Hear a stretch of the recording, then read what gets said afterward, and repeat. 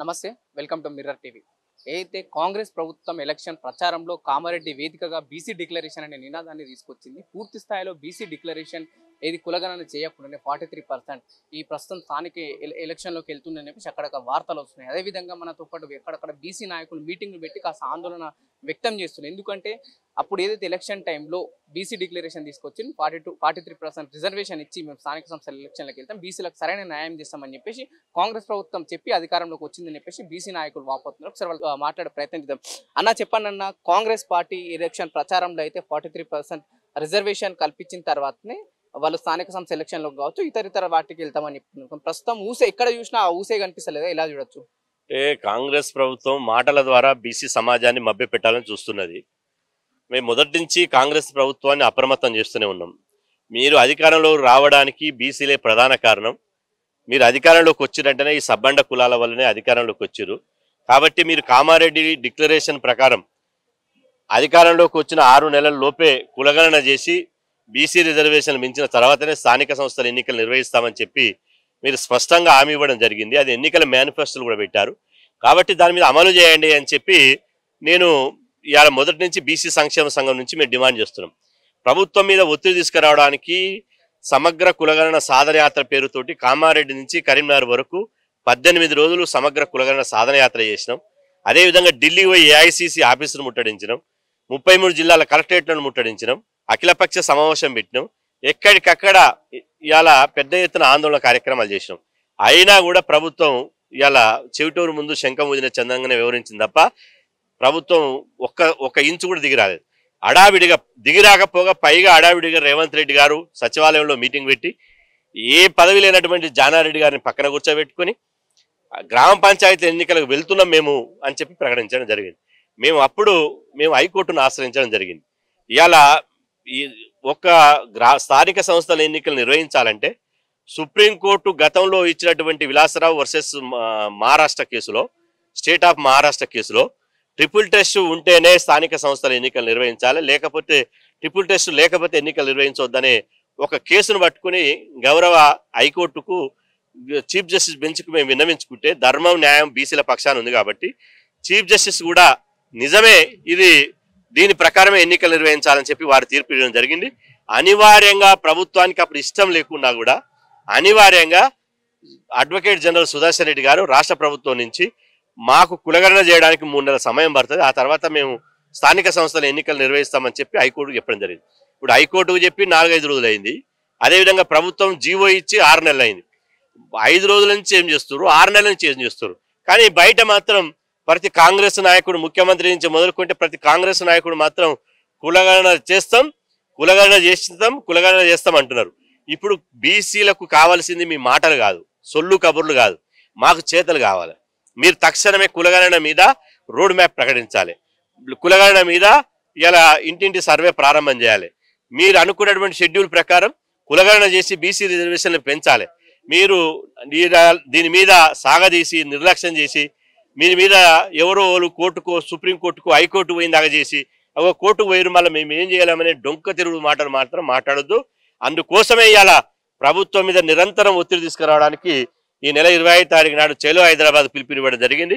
ఈ చలో హైదరాబాద్ ద్వారా బీసీ కులగణన మార్చ్ పేరుతోటి సుందరయ్య పార్క్ నుంచి ఇందిరా పార్క్ వరకు పెద్ద ఎత్తున మహార్యాలీని నిర్వహిస్తున్నాం. ఈ మహార్యాలీ ద్వారా కాంగ్రెస్ ప్రభుత్వానికి కళ్ళు తెరిపిస్తాం. బీసీలు నిప్పులాంటోళ్ళు, బీసీలతో పెట్టుకుంటే మాడి మసి అయిపోతారని చెప్పి హెచ్చరిస్తున్నా.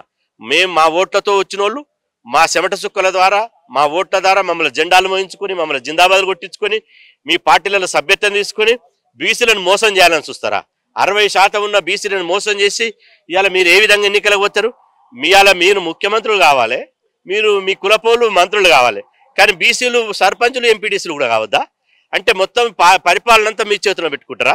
60% జనాభాకు రాజకీయ అధికారం వద్దా? కాబట్టి ఇప్పటికైనా హెచ్చరిస్తున్నా, 48 గంటల్లోగా రోడ్ మ్యాప్ ప్రకటించాలి.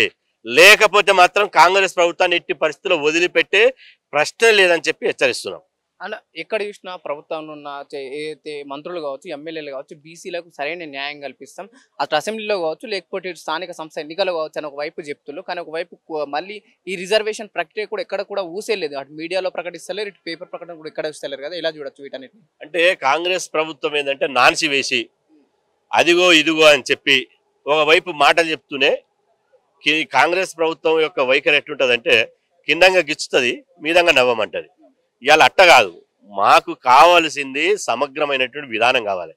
ఇవాళ బీసీ కమిషన్ కొత్తగా చేస్తే వాళ్ళేమో బీసీ గణన అంటున్నారు, ప్రభుత్వం ఏమో కులగణన అంటున్నది. ఇందులో క్లారిటీ లేదు. బీసీలు అడిగేది బీసీ కులాల లెక్కలు తెలవాలంటే సమగ్ర కులగణన జరగాలి. సమగ్ర కులగణన జరిగితేనే బీసీ కులాల లెక్కలు తెలుతాయి. బీసీ కులాల లెక్కలు ఉంటేనే బీసీ రిజర్వేషన్ పెంచే అవకాశం ఉంటుంది. కాబట్టి దీని మీద స్పష్టంగా ప్రభుత్వం తమ విధానమైనటువంటి ప్రకటన చేయాలి.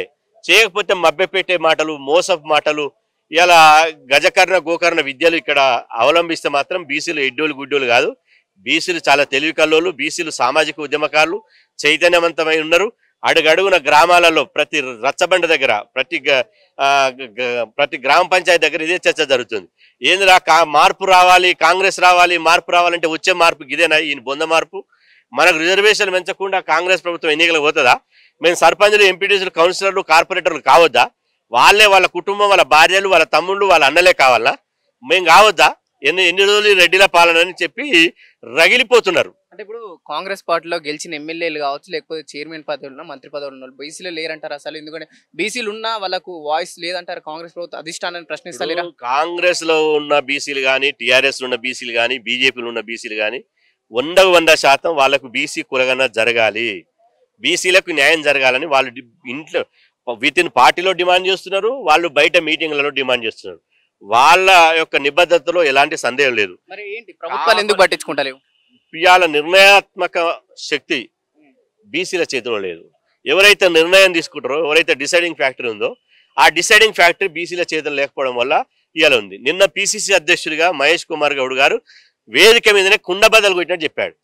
కులగణన కావాలి, కులగణన అనేది రాహుల్ గాంధీ గారి ఎజెండా, కులగణన అయితేనే బీసీలకు న్యాయం జరుగుతుంది, నేను ఒక బీసీ బిడ్డగా చెప్తున్నాను. కాబట్టి మేమేమంటున్నాం, మాటలు వద్దు. మాటలు మాకు కావాల్సింది, మాటలతోటి మంత్రాలు వేసి మభ్యపెట్టి బీసీ సమాజాన్ని మోసం చేయొద్దు. మాకు కావాల్సింది చేతలు కావాలి, మాకు కావాల్సింది కులగణన ప్రక్రియ స్టార్ట్ కావాలి. అట్లయితేనే కాంగ్రెస్ ప్రభుత్వాన్ని నమ్ముతాం. లేకపోతే మాయ మాటలు చెప్తే నమ్మడానికి బీసీ సమాజం సిద్ధంగా లేదు. ఎన్నో బీసీకి సంబంధించిన ఎన్నో సంఘాలు, ఒక్కొక్కరు ఒక సంఘాన్ని పెట్టుకుని ఒక్కొక్కరు ఒక లీడర్ ఉన్నారు కదా.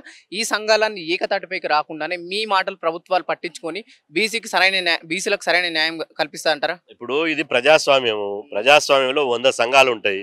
ఇలా పార్టీలు రిజిస్టర్ అయిన పార్టీలే 2-3 వేల పార్టీలు ఉన్నాయి భారతదేశంలో. తెలంగాణ రాష్ట్రంలో రిజిస్టర్ అయిన పార్టీలే 60-70 పార్టీలు ఉన్నాయి. పార్టీలన్నీ ఉండగా సంఘాలు ఉంటే తప్పేముంది? కాబట్టి ఇక్కడ సంఘాల సమస్య కాదు, ఇక్కడ వచ్చింది జాతి సమస్య. ఇక్కడ కుట్రపూరితంగా ఒక జాతి, ఒక కులం వాళ్ళు, అగ్రకులానికి సంబంధించిన వాళ్ళు కుట్రపూరితంగా బీసీ కులగణన చేస్తే వాళ్ళ జనాభా ఎంత ఉందో తేలుతుంది. ముదిరాలు ఎంతమందో తెలుస్తుంది, గౌళ్ళు ఎంతమందో తెలుస్తుంది, గొల్లకుర్మలు ఎంతమందో తెలుస్తుంది, మున్నూరు కాపులు ఎంతమందో తెలుస్తుంది, విశ్వబ్రాహ్మణులు, వడ్డరులు, రజకులు, నాయ బ్రాహ్మణులు, సగరవుపరులు, ఇవాళ పూసలోళ్ళు, సంచార జాతులు, అత్యంత ఎంబీసీ కులాల వాళ్ళ జనాభా లెక్కలు తెలుస్తుంది. జనాభా లెక్కలు తేలినాక మేము ఇంత శాతం ఉండి మేము ఈ పవర్లో కూడా కూర్చోవడం ఏంది?